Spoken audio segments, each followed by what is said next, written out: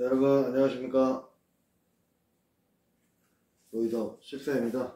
드디어 시즌 6가 시작되었습니다. 이번 시즌에서 사용할 산삼들은 시즌 5와는 조금 다른 형태를 지닌 산삼이지만 제가 보기엔 그냥 그게 그겁니다. 카레 쪽에서 캐온 걸 복용하고 있어요. 정확히 어떤 산삼을 사용하는지 정보를 얻고 싶으시면 쇼츠를 시청해 주시기 바랍니다. 여기서 말하면 잘리기 때문에. 네, 산삼의 형태, 즉 분자 구조식과 작용 방식이 조금 다를 수는 있으나 확실하게 달라진 것은 용량입니다. 이번 시즌에서는 실험지 3화와 마찬가지로 본인 또한 시즌 5에 비하면 조금 더 높은 용량을 사용합니다. 언제나 그렇지만 저는 안전한 덤핑을 추구하기 때문에 바디빌더들의 용량에 비한다면 10분의 1입니다. 시즌 5에 비해서 높아졌을 뿐이죠. 한 1.5배 정도 높아졌다고 보시면 되겠습니다. 네, 휴재기는 정확히 2개월 가졌습니다. 지난 영상에서 산삼을 2개월 먹었기 때문에 2개월 쉬어주면 좋을 것 같다고 대강 설명을 드렸으나 본인 나름의 이제 이유가 있습니다.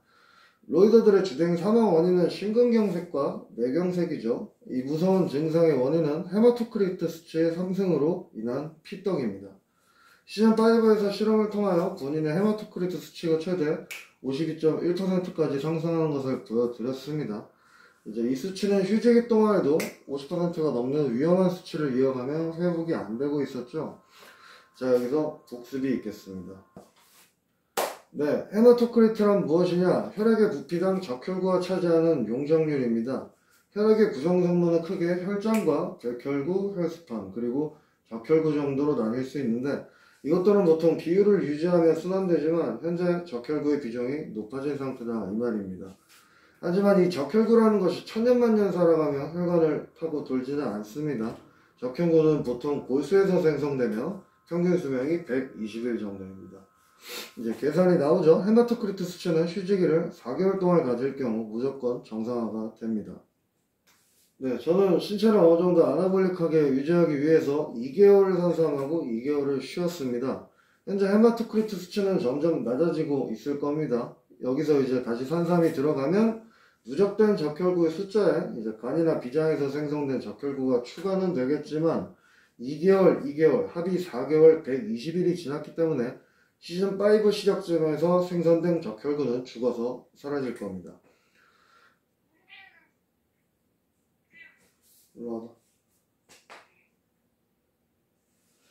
그래가지고 네. 본인의 신체로 진행하고 있는 이런 인체 실험 결과물들과 의학적 상식을 통해 이 방법이 헤마토크리트 수치를 안전하게 이어갈 수 있는 방법이라고 생각을 합니다. 도핑은 개인의 선택입니다. 하지만 저는 이것을 안전하게 잘 알고 하는 것이 중요하다고 생각하는데요. 모르겠으면 배우세요. 아침, 점심, 저녁으로 막 꼽다가 뒤지지 마시고. 이제 식단은 비슷하게 이어가겠지만 운동 방식은 조금 달라집니다. 인간이 근육이 성장하거나 힘이 세지는 이유는 신체가 힘든 환경에 노출될 때라고 생각합니다. 우리가 무거운 걸 계속 들다 보면 무의식에 내가 생각을 하겠죠. 이 씹스는 3일에 한 번씩 130kg 정도를 누워서 막 상체로 넣으려고 하네. 또 그러네. 계속 그러네. 이렇게 심심할 때마다 이 지랄을 하는 것 같은데 근육의 밀도를 좀 높여가지고 130kg을 드러낼 준비를 미리 해놔야겠다. 그렇게 자는 동안 성장합니다. 이제 거시적 관점으로 설명하더라도 업무에 능숙해진다고 표현하면 비슷합니다. 다시 한번 예를 이어가겠습니다. 이제 업무에 능숙해졌다고 생각을 해봅니다.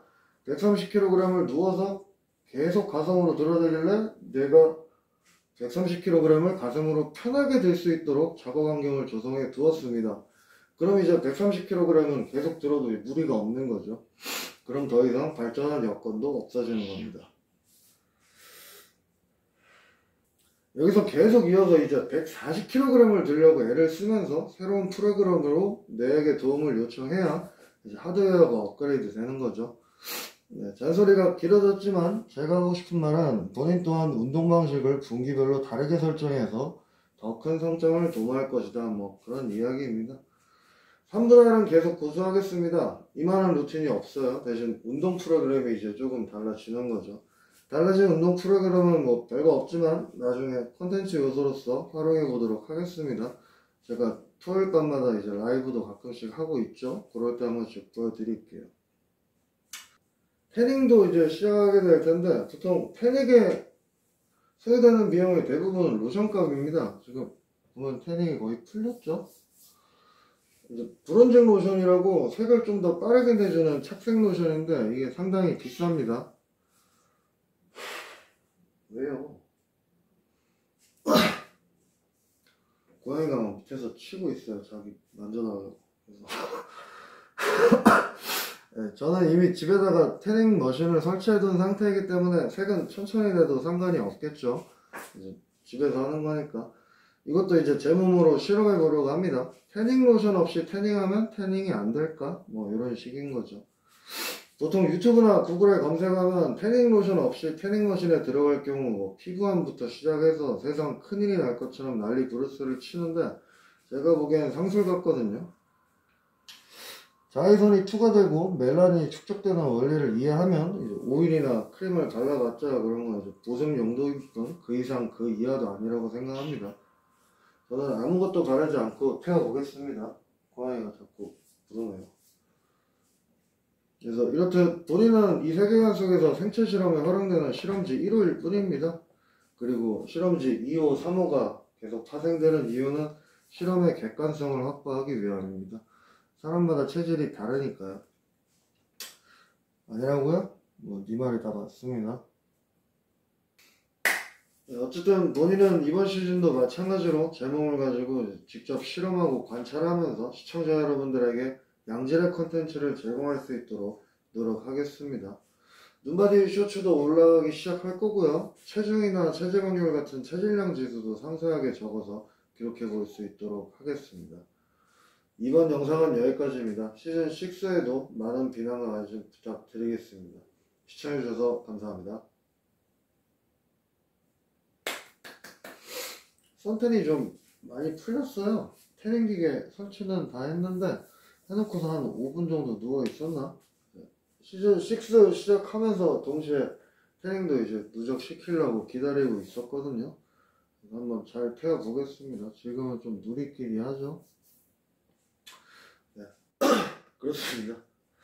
이번 영상은 여기까지입니다. 감사합니다. 감사합니다. 끝.